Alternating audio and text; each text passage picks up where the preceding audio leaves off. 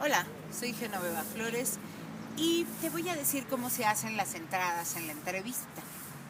La entrada de la entrevista depende del tópico y depende del género de cada entrevista.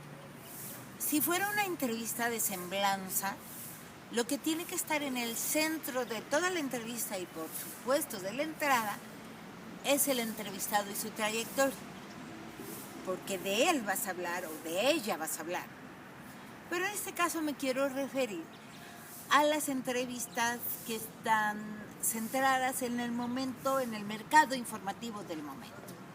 Entonces, casi siempre son una voz experta que profundiza un tema que de hecho el lector ya conoce porque es el que se ha estado tratando esa semana.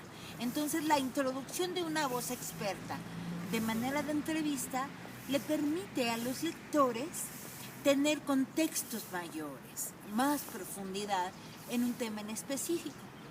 Así es de que la entrada a la entrevista no es únicamente el primer párrafo, pueden ser 2 o 3 párrafos. Entonces es muy importante, como cuando estás en una fiesta y te presentan a alguien, es lo mismo.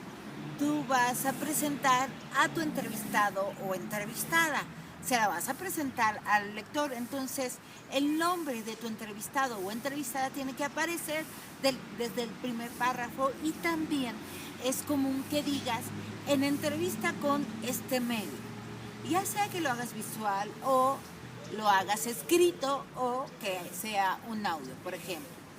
Entonces dices, fulanito de tal, ¿quién es? Esto es muy importante. No usamos ni títulos nobiliarios, ni títulos académicos, ni ningún, digamos, un título que resalte la personalidad. Lo que ponemos es la función específica de la persona. Entonces, experto en arañas del Amazonas, o el coordinador de la bancada panista en la Cámara, o el especialista en temblores. Es decir, no decimos si son doctores, licenciados, su excelencia, decimos lo que hacen.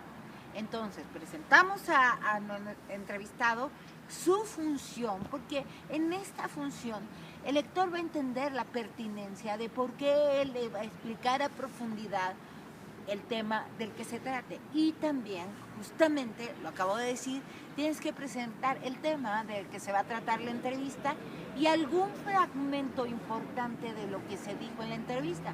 Un solo párrafo no te alcanzaría, por eso pueden ser 2 o 3 párrafos.